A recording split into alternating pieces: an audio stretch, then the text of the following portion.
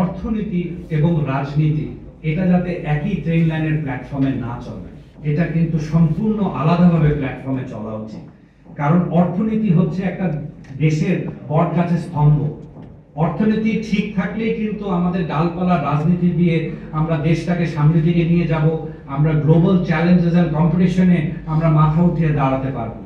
এরকম পৃথিবীতে কিন্তু অনেক ধরনের বেশ কিছু দেশ আছে, যেমন আমরা রিসেন্টলি সাউথ কোরিয়াতে কিন্তু একটা ভীষণ পলিটিক্যাল ইনস্টেবিলিটি দেখছি। আমরা কিন্তু ইংল্যান্ডে দেখি যে 1 বছর 1.5 বছর পর পর সরকার চেঞ্জ হয়ে যায়। জাপানেও কিন্তু সেম অবস্থা, কিন্তু ওনারা কিন্তু অর্থনীতিকে আলাদা রেখেছেন, রাজনীতিকে আলাদা রেখেছেন।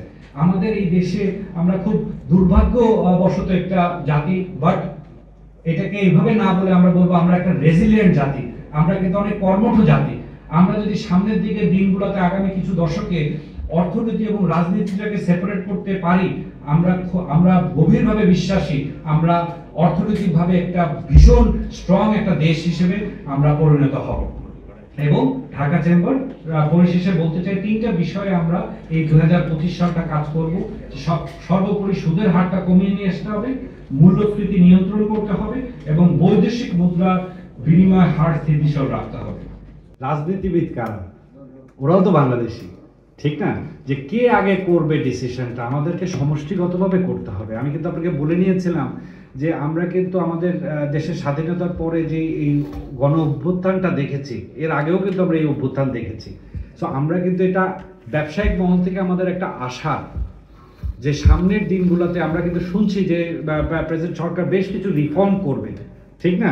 এখানে আমাদের আশা যে আমরা স্টেপ বাই স্টেপ যদি আগাতে পারি। যে আপনাকে একটা কথা বলি, কিছু মুষ্টিমেয় ব্যবসায়ীকে দিয়ে আপনি যদি পুরো ব্যবসায়ী কমিউনিটিকে আপনারা দাগ করেন, এটা কিন্তু মোটেও সমীচীন হবে না, ঠিক না?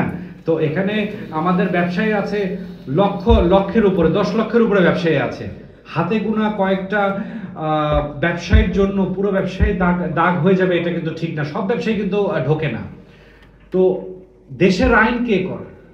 দেশের আইন তো ব্যবসায়ীরা করে না, দেশের আইন করে হলো রাজনীতিবিদরা। আমাদের জনগণের ইলেক্টেড প্রতিনিধিরা পার্লামেন্টে গিয়ে আইন করে।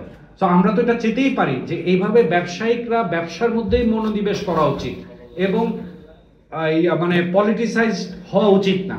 কিন্তু কালকে যদি কেউ, এখানে ওয়ার্ল্ডের অনেক জায়গায় আমরা দেখি যে ব্যবসায়ীরা রাজনীতিতে চলে আসে, আমাদের ডোনাল্ড ট্রাম্পও চলে আসছেন, ঠিক আছে?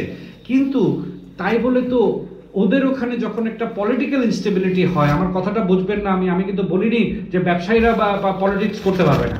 আমার কথা ছিল পলিটিক্স আলাদা থাকুক, ইকোনমিক অ্যাক্টিভিটি অর্থনীতি আলাদা থাকুক, ঠিক না? এটা যখনই কিন্তু লেগে যায় তখনই কিন্তু একটা আনসার্টেনিটি এবং কনফ্লিক্ট তৈরি হয়।